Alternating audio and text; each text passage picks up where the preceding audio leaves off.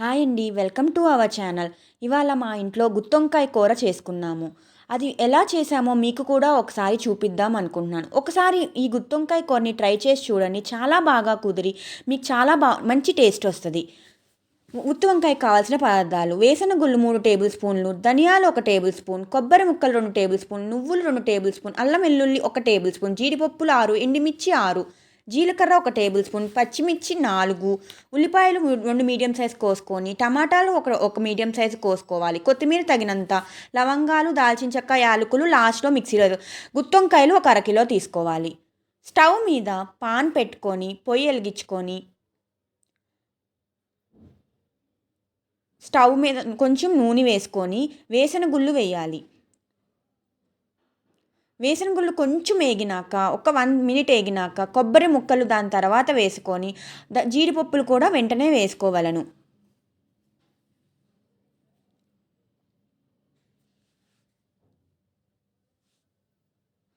అవి కొంచెం ఒక 2 మినిట్స్ వేగినాక ధనియాలు 1 టేబుల్ స్పూన్ తీసుకున్నవి మళ్ళీ అందులో వేసి ఒక 2 మినిట్స్ వేపుకొని జీలకర్ర వేసుకున్నాక అన్నీ కొంచెం మిక్స్ చేస్తా వేయించుకోవాలి, దోరగా వేయించుకోవాలి. తర్వాత నువ్వులు ఒక 2 టేబుల్ స్పూన్ తీసుకున్నవి వేయించుకొని బాగా కొంచెం వేగించుకోవాలి 5 మినిట్స్.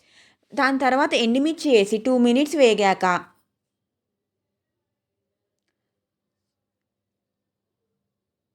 స్టవ్ ఆఫ్ చేసేయాలి. ఇవి చల్లారేలోపు మనం మిక్సీలో లవంగులు ఒక 4, దాల్చిన చెక్క చిన్న ముక్క, యాలకులు 3 తీసుకొని ఆ స్టవ్ మీద ఉన్నవి ఆరాయో లేదో చూసుకొని కొంచెం ఆరినాక అవి కూడా వీటిలో మిక్సీలో వేసుకొని అన్నీ కలిపి మిక్సీ చేసుకోవాలి. ఇది బాగా గ్రైండ్ చేసుకోవాలి పౌడర్గా. బాగా గ్రైండ్ అయిందో లేదో చూసుకొని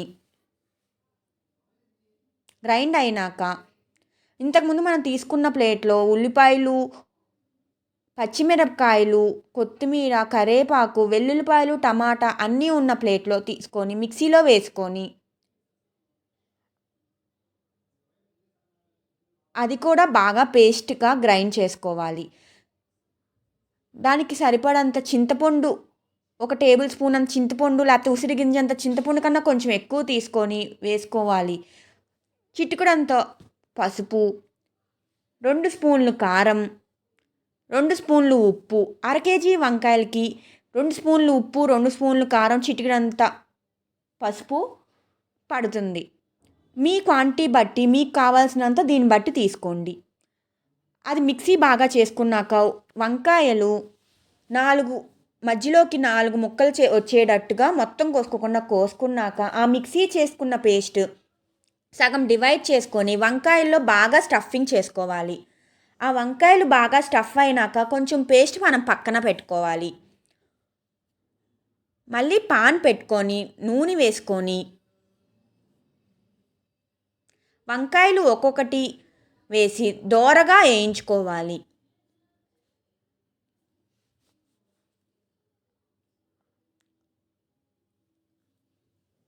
వేయించుకున్న వాటిని బాగా వేగినాక పక్కన పెట్టుకొని మళ్ళీ పాన్ తీసుకొని నూనె వేసుకొని తాలింపుకి కావాల్సిన పదార్థాలు మెంతులు, ఆవాలు, కరివేపాకు, జీలకర్ర వేసుకొని తాలింపు అయినాక ఇంతకుముందు మనం పక్కన పెట్టుకున్న హాఫ్ పేస్ట్ ఆ తాలింపులో వేసుకొని కొంచెం మగ్గనివ్వాలి. మగ్గినాక మళ్ళీ వంకాయలు అందులోకి వేసుకోవాలి.